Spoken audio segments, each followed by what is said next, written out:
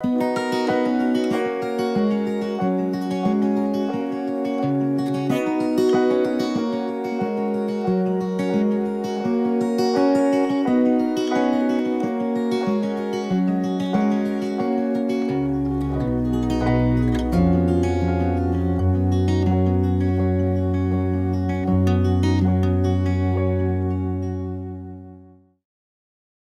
lecture de ce matin sera dans le livre de la Genèse, au chapitre 21, les versets 4 à 21.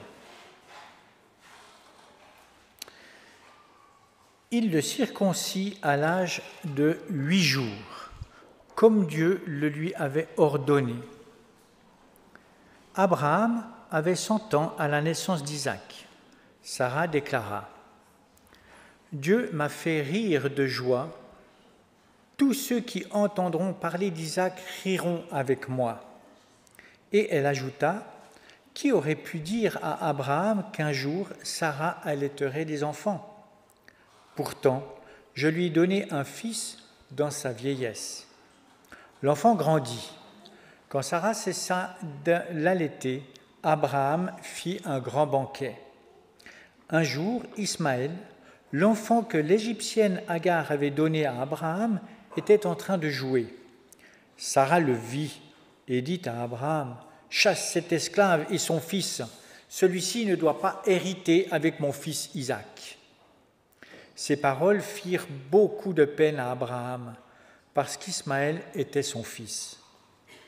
Mais Dieu lui dit : « Ne sois pas contrarié au sujet de ta servante et de son enfant. Accepte de faire tout ce que Sarah t'a dit. En effet, c'est par Isaac qu'une descendance portera ton nom. Quant au fils de ta servante, je ferai aussi naître de lui un peuple, car il est ton fils. » Tout le lendemain matin, Abraham prit du pain et une outre remplie d'eau, les donna à Agar, lui mit l'enfant sur le dos et la renvoya. Elle erra dans le désert de Beersheba. Quand il n'y eut plus d'eau dans l'outre, elle abandonna l'enfant sous un arbuste. Puis elle s'assit à l'écart, à la distance d'un jet de pierre.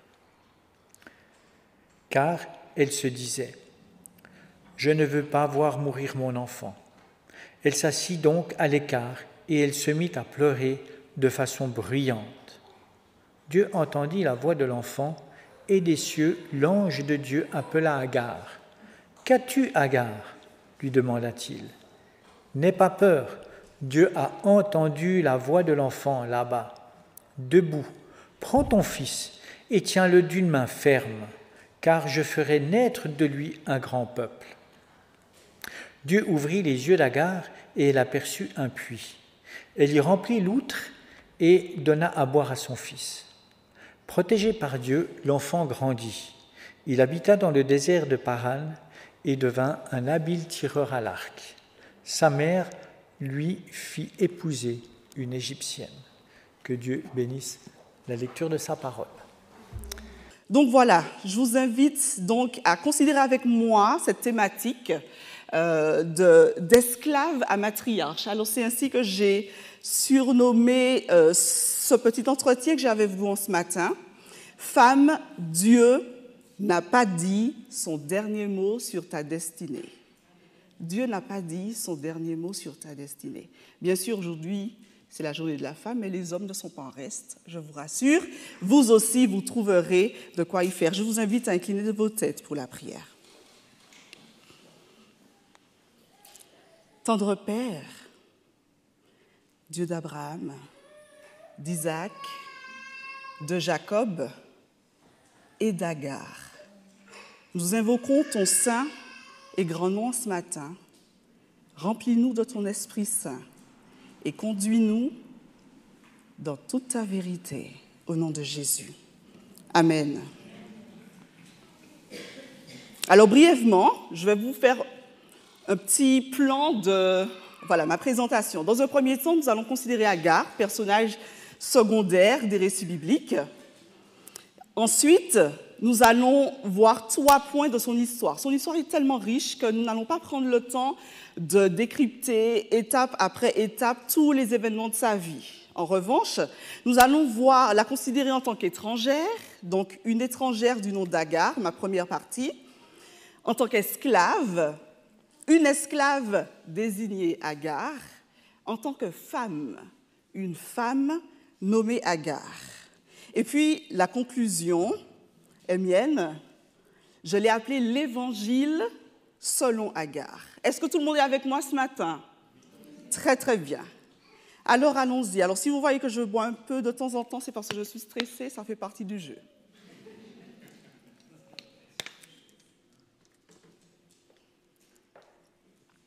Alors, effectivement, s'il y a des personnes bibliques très connues, valorisées et appréciées pour leur grandeur, du fait de leurs relations avec Dieu, leur noblesse de caractère ou encore de leurs exploits, d'autres sont considérés comme des personnages secondaires, voire tertiaires, de bien moindre importance.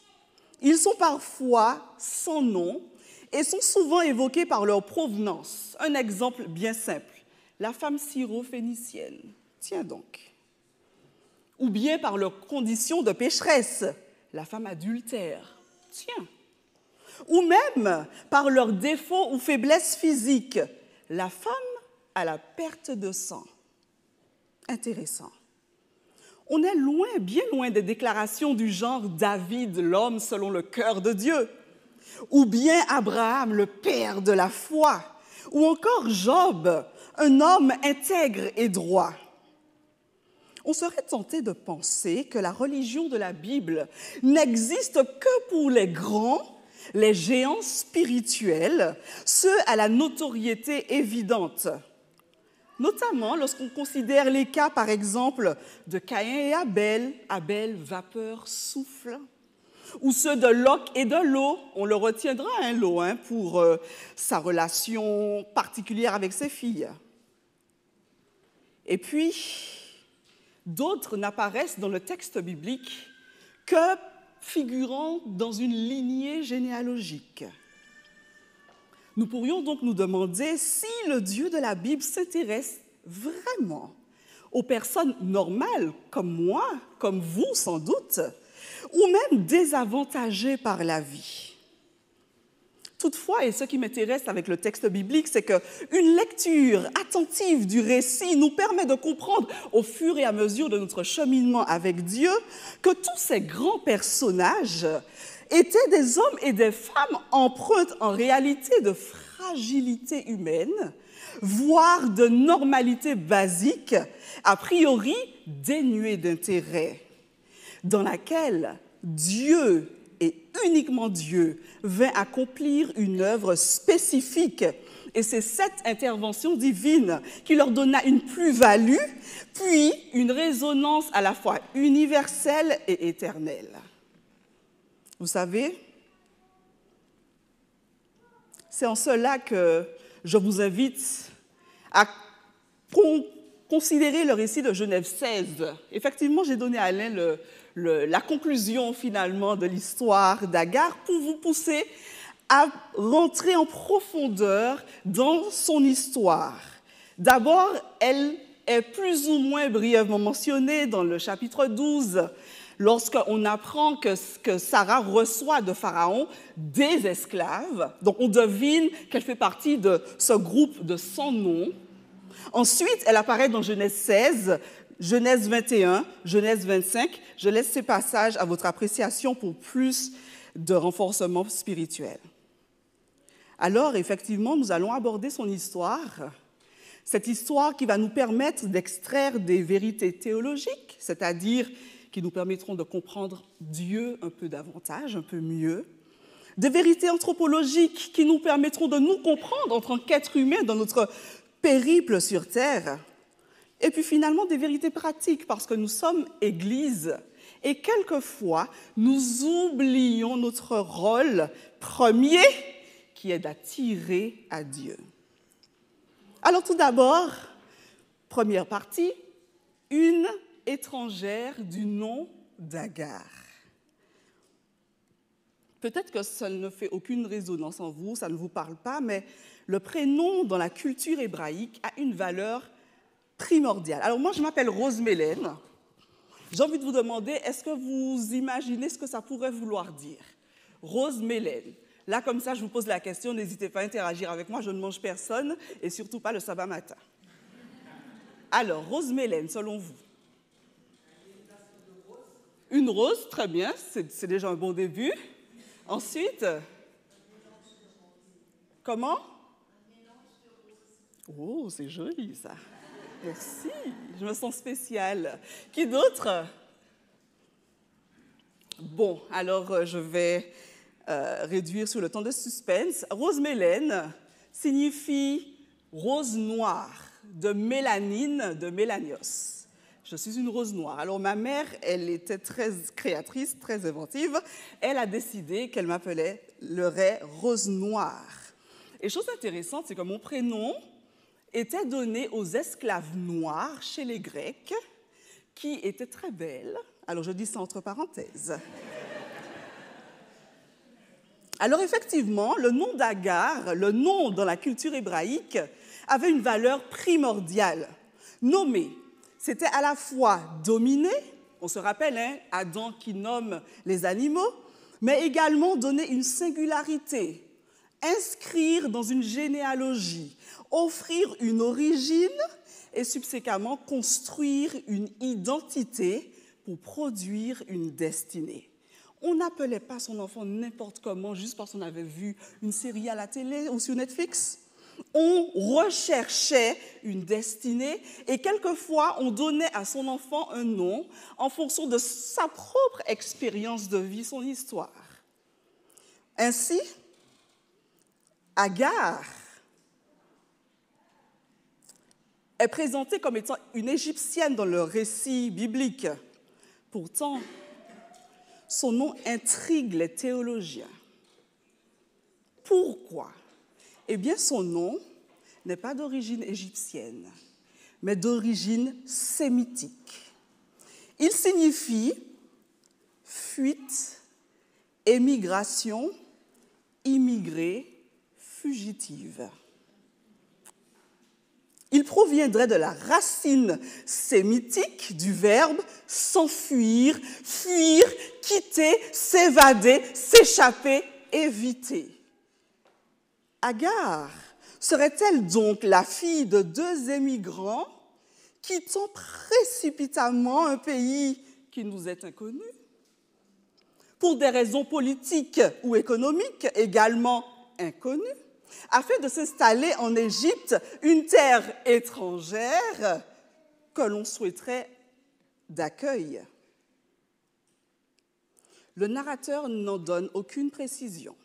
Rien n'est dit sur sa généalogie, mais elle semble porter intrinsèquement, nominalement, la trace des aspirations de ses parents ou de l'histoire de ses parents.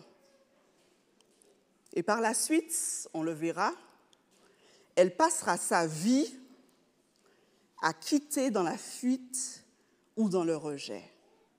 Agar serait-ce, posons-nous la question, donc un prénom prophétique d'une destinée d'errance liée à la fuite, à la séparation, ou plutôt un prénom témoignant du récit de ses propres origines, celle d'une naissance entre deux fuites de parents expatriés ou plutôt réfugiés? Nous n'en savons rien.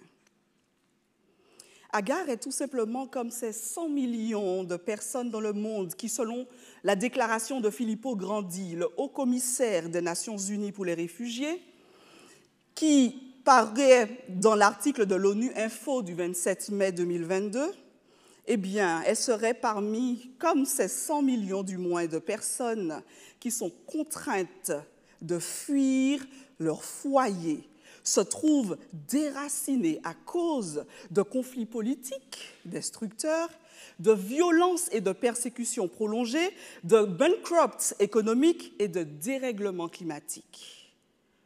Si nous pensions que seule l'Ukraine était concernée par cette tragédie, eh bien, Filippo Grandi nous rappelle que l'Éthiopie, le Burkina Faso, le Myanmar, le Nigeria, l'Afghanistan, la République démocratique du Congo, Haïti, et j'en passe. D'autres pays, beaucoup d'autres pays sont concernés. Donc non seulement son nom suggère qu'elle est née entre deux fuites, suggère, j'insiste, n'allez pas dire que Rosemélène a apporté une nouvelle théologie, néanmoins on imagine les choses, son chemin de vie semble la conduire inévitablement et perpétuellement, inlassablement, dans une échappée, dans une évasion désobligeante. Les psychologues parleront de parting, de séparation imposée. S'il est suggéré à Adam, on se rappelle, et toute l'humanité à travers lui, de quitter père, mère, pour s'attacher afin de devenir, eh bien, Agar ne quitte pas pour s'attacher, et peut-être encore moins pour devenir. Elle quitte pour faire face à la solitude du désert. S'il est demandé à Abraham, va vers toi, quitte ta patrie et deviens un meilleur toi, ce toi existentiel. À Agar, on ne lui demande pas son avis. On la chasse dans le désert avec, tenez-vous bien, une gourde d'eau et un pain.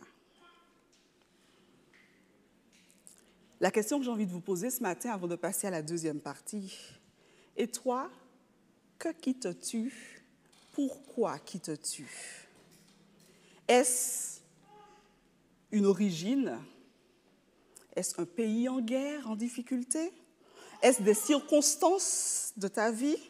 Est-ce les choix de ceux qui t'entourent qui te sont imposés? Pourquoi tu fuis vers cet anéantissement du moi intérieur? Pourquoi? Malgré cette injustice, le divin semble confirmer la nécessité de la séparation. Il va approuver la décision d'Agar, de Sarai du moins, et convaincre Abraham de la laisser partir. Est-ce que l'auteur ne serait pas en train de suggérer que quelquefois, le quitter, bien que douloureux, est nécessaire afin de devenir? Est-ce que pour Dieu, quitter ce partenaire toxique, ce parent étouffant et castrateur, cet ami dépendant et destructeur, n'est-ce pas pour devenir? Est-ce que quitter n'ouvre pas en réalité des portes à d'autres horizons? Pierre va dire dans 1 Pierre 2, verset 11, « Je vous exhorte comme étrangers et voyageurs sur la terre à vous abstenir des convoitises charnelles qui font la guerre à l'âme. » Quitter, c'est être en mouvement, en marche, comme le tabernacle qui était perpétuellement en marche. Quitter, c'est suivre parfois Dieu là où il nous conduit. Quitter, c'est aller vers soi, vers sa destinée. Deuxième élément, Agar est une esclave. Il semblerait que l'assimilation à la patrie égyptienne n'était pas de bon aloi parce que Agar ne se retrouve plus. Elle n'est ni lectrice de sa vie, ni auteur de son existence. Elle est la possession d'un pharaon qui la marchande pour les beaux yeux de la belle Sarai, la possession de Sarai qui fera d'elle un... Nous verrons tout à l'heure. Elle est déshumanisée du moins. On lui demande même de ne pas laisser transparaître ses émotions, de ne pas réagir. Parce qu'on se souvient, elle rit, semble-t-il, on la maltraite. Son fils rit, probablement, on la chasse. Mais ce qui m'intrigue le plus, c'est que ces persécuteurs ne sont rien d'autre que Sarai et éventuellement Abraham. Qu'est-ce que cela pourrait vouloir dire? Si Paul estime qu'Abraham a eu recours à cette jeune femme avec un reste de bon sens, cette jeune femme est pourtant celle qui a souffert, qui a fui, qui a crié à l'Éternel. La question qui me taraude est la suivante. Pourquoi des enfants de Dieu sont-ils parfois ceux qui persécutent?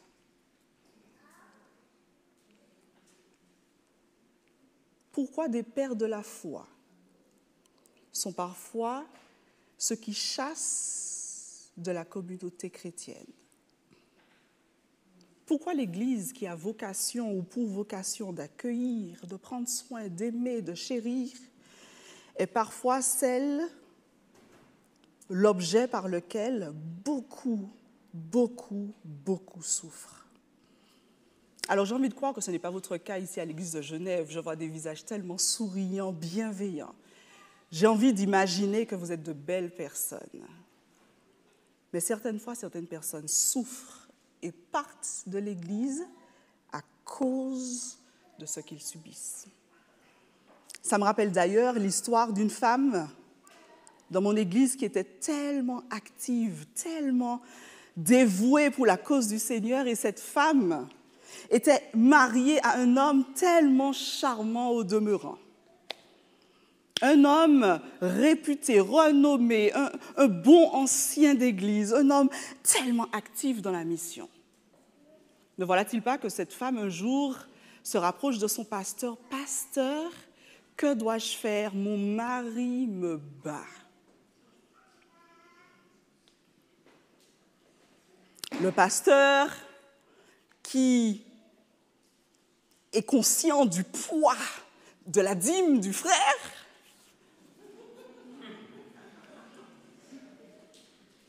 lui dit, peut-être que tu n'as pas assez fait ce qu'il fallait, peut-être que es-tu soumise? Il la renvoie à son épouse, à son mari du moins. Les sévices continuent tellement qu'elle se rapproche du responsable du ministère de la Famille à la Fédération, parce que peut-être qu'il m'écoutera. Et ce frère de dire, je comprends, mais tu sais, c'est compliqué parce que ton mari, il est de renommée nationale ici. On ne peut pas, mais il est dans toutes les confréries de l'Église. Il est bien représenté, et puis c'est un homme charmant. Est-ce que tu as fait tout ce qu'il fallait? Elle a eu la chance, cette sœur, de croiser la route d'un pasteur consciencieux qui lui a dit, « Ma sœur, si tu restes, tu perdras la vie. Prépare tes affaires en cachette et on va organiser les choses pour que tu fuis. » Effectivement, elle était tellement remplie de bleu, ses enfants étaient tellement massacrés qu'un soir, alors que son mari avait été dans ses beuveries, elle a pu fuir. Une famille adventiste a pu la récupérer et c'est ainsi qu'elle a atterri en métropole. Je ne vous dirai pas d'où vient cette sœur. Et c'est ainsi qu'elle a réussi à se reconstruire. Après quelque temps, elle est retournée au pays. Son mari, toujours dans toutes les confréries de l'Église, bien évidemment, qui l'en sortira, retirera du moins. Eh bien, cette femme, après quelque temps, son mari n'étant pas inquiété, il a refait plus ou moins sa vie, sans mariage, bien sûr, parce qu'on attend que l'autre se marie avant pour ne pas être dans le péché. On se souvient. Eh bien, cette femme accepte finalement de laisser son cœur reconquérir par un autre homme, un chrétien, un adventiste, qui accepte de l'épouser. Et pour la petite histoire, à peine qu'elle a évoqué cela à l'Église, que des mesures disciplinaires ont été prises vis-à-vis d'elle, elle se retrouvait bannie de l'Église, radiée,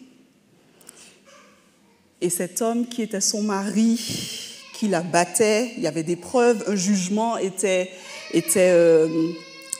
mis en place pour pouvoir essayer de lui donner gain de cause.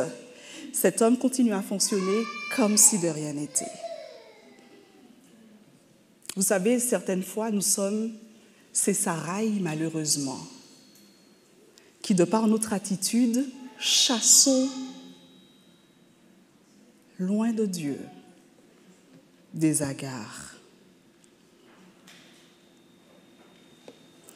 Le récit d'Agar semble nous suggérer que l'identité d'enfant de Dieu ne réside pas toujours dans le groupe, dans la culture, dans la masse indifférenciée, dans le cadre social, dans l'Église. Pas toujours, j'insiste.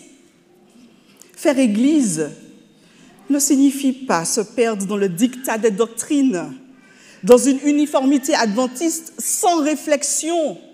Faire Église, c'est préférer l'unité dans l'humanité incarnée, puis sauvée par Christ. Faire Église, c'est regarder celui qui est à côté de moi, qui ne me ressemble pas forcément, qui n'a pas mon histoire de vie, qui n'a peut-être pas toutes mes situations difficiles ou mes expériences troublantes ou traumatisantes, mais qui pourtant me regarde et avec bienveillance qui m'accueille. Vous savez, Paul va dire dans Romains 8, versets 38 à 39, « J'ai l'assurance que ni la mort, ni la vie, ni les anges, ni les dominations, ni les choses présentes, ni les choses à venir, ni les puissances, ni la hauteur, ni la profondeur, ni aucune autre créature, aucun membre d'Église mal intentionné ne pourra, ne devra me séparer de l'amour de Dieu manifesté en Jésus-Christ. » Et c'est parce que je crois en vous, Église de Genève, je sais que vous êtes un lieu d'accueil pour tous les peuples, un endroit où l'être humain tel qu'il est accepté, soutenu, sans préjugés, que je me permets de partager avec vous ce récit. Et puis Agar, du moins, est une femme.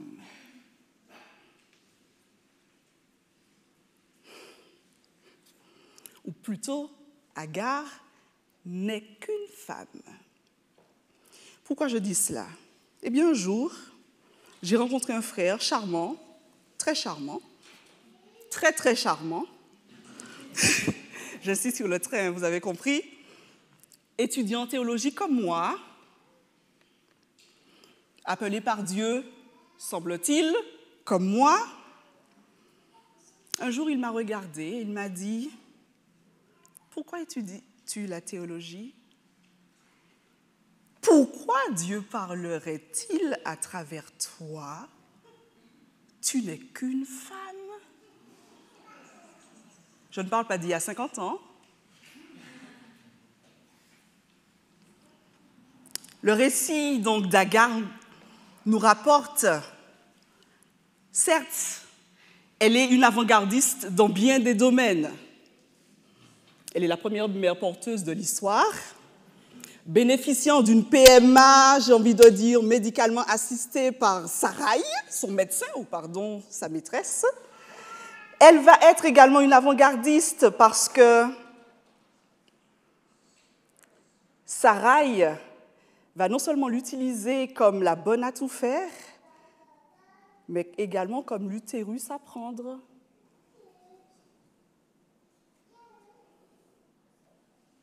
Et puis, avant-gardiste parce qu'elle est femme et que les femmes ne sont bonnes qu'à être engrossées. À s'en séparer, on se souvient de la loi de l'Ancien Testament qui voulait que l'homme remette une lettre de divorce à son épouse et s'en débarrasse. Peut-être que le repas était trop salé ce jour-là, on n'en sait rien. Mais c'est seulement récemment que la femme a enfin eu le droit, si on peut appeler ça un droit, de sauver sa peau,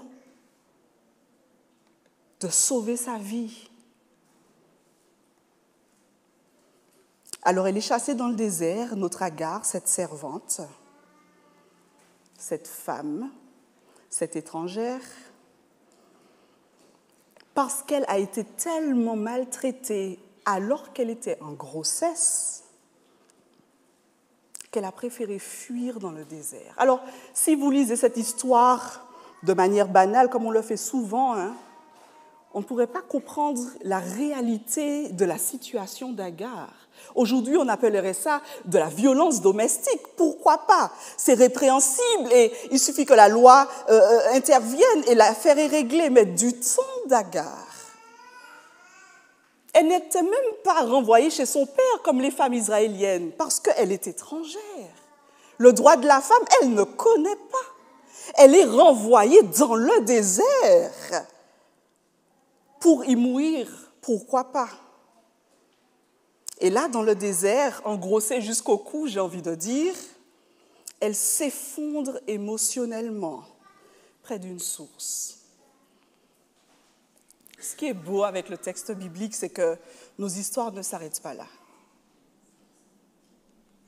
Nous ne sommes pas juste un ramassis d'expériences douloureuses ou heureuses, tant mieux pour nous, mais Dieu est le Dieu qui intervient. Dieu intervient au chapitre 16. Il apparaît à Agar dans cette source. Il lui fait une promesse sans limite de temps pour elle et pour son fils à naître. Tu l'appelleras Ishmaël. Mon Dieu entend, car le Seigneur a entendu ton cri de détresse. Là, dans le désert, notre Agar, qui n'est qu'une femme, a réussi à incliner le cœur de Dieu vers sa situation. Femme, tu as un pouvoir, ne l'oublie jamais. Les larmes sont un langage, nous dit le psalmiste dans Psaume 6, que Dieu comprend et qu'il recueille dans son outre. Et Dieu fait d'elle, qui était objet, un outil nécessaire, il fait d'elle un sujet. Dieu la voit, Dieu l'entend, Dieu lui parle, Dieu prophétise sur sa vie. Agar, esclave de Sarai, d'où viens-tu et où vas-tu? Autrement dit, Agar, es-tu consciente de qui tu es? Et te trouves-tu sur le chemin de ta destinée? Es-tu consciente que ton histoire d'étrangère, ton statut social d'esclave, ta situation de femme maltraitée ne sont pas passés inaperçus à mon entendement? Agar, toi qui m'écoutes en ce matin, sais-tu que tous les éléments, les événements, les circonstances, les dysfonctionnements de ta vie, ton histoire, l'histoire de tes parents, de tes grands-parents, tous sont des éléments que Dieu utilise pour te construire et pour t'emmener vers une destinée heureuse. Agar, elle n'est qu'une femme et pourtant, elle est le seul personnage biblique à donner un nom à Dieu. Le seul personnage à le nommer. On se rappelle, c'est Dieu qui se nomme. Je suis. Là, il permet à une femme de le nommer. Tu es El Roi, dira-t-elle, le Dieu qui me voit. Elle est également la seule femme à recevoir la bénédiction destinée aux patriarches. Le Seigneur, au verset 10, te donnera des descendants en si grand nombre qu'on ne pourra pas les compter. Au chapitre 16, Agar devint une matriarche, vous savez, d'esclave à matriarche. Car Ishmaël, Dieu m'entend, devint le père de 12 princes. Chapitre 25, verset 12. Tout comme Isaac, le fils de la promesse. L'histoire d'Agar me parle beaucoup car elle m'enseigne, et vous aussi, j'imagine. Il n'y a rien qui puisse nous arriver. Nulle part où nous pourrions aller. Il n'y a rien qui puisse faire que nous puissions nous soustraire au regard de notre Créateur. Le psalmiste dit dans Psaume 139, versets 7 à 12, « Où irai-je loin de ton esprit? Et où fuirai-je loin de ta face? Si je monte aux cieux, tu y es. Si je descends au séjour des morts, t'y voilà. Si je prends les ailes de l'aurore et que j'aille habiter à l'extrémité de la mer, là aussi, ta main me conduira et ta droite me saisira. » Amen. Si je dis au moins, peut-être que les ténèbres me couvriront, la nuit devient lumière autour de moi. Même les ténèbres ne sont pas obscurité pour toi. La nuit brille comme le jour pour notre Seigneur et les ténèbres comme la lumière. Nous avons un Dieu formidable. Alors je vais conclure, je ne vais pas vous retenir plus longtemps. Merci pour votre patience. Agar, toi qui m'écoutes en ce matin, quel que soit ton genre, je ne suis pas dans un problème de femme, d'homme. Tu es homme, tu es femme, mais tu peux être un Agar. Quelles que soient tes origines, tu es un autochtone ou bien tu es un étranger, tes pulsions, du moins, tu as des choses que tu tiens, des mauvais comportements, des penchants, tes limites peut-être, tes faiblesses, ton bagage émotionnel, tes dysfonctionnements. Ah, j'en ai beaucoup, hein. J'imagine que nous tous dans cette salle. Eh bien, sache que Dieu veut faire de toi un créateur de nations, un générateur de vie, un porteur de fruits. L'Éternel appauvrit et il enrichit, dit 1 Samuel 2, 7 à 8. Il abaisse et il élève. De la poussière, il retire le pauvre. Du fumier, il relève l'indigent pour les faire asseoir avec les grands. Et leur donne en partage un trône de gloire, car à l'Éternel sont les colonnes de la terre, et c'est sur elles qu'il a posé le monde. Ta condition n'est pas un frein à ta destinée. Au contraire, souviens-toi que le Seigneur garde les yeux sur les fidèles, prêt à entendre leur appel. Dès que les fidèles appellent au secours, le Seigneur entend et il les délivre de toutes leurs angoisses. Il est proche de ceux qui ont le cœur brisé. Il sauve ceux qui ont l'esprit abattu. Le fidèle endure de nombreux maux, mais le Seigneur l'en délivre de tous.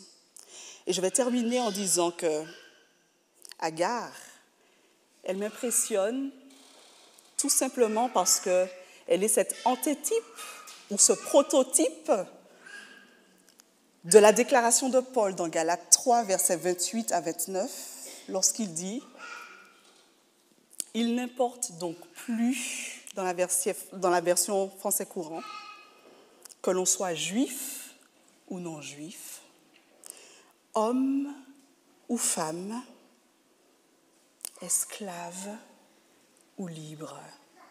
En effet, vous êtes tous dans la communion avec Jésus-Christ.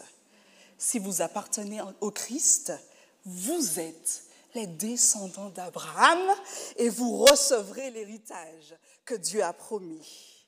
Agar, toi qui m'écoutes en ce matin, Dieu n'a pas dit son dernier mot sur ta destinée. Alors, mets-toi en marche. Amen.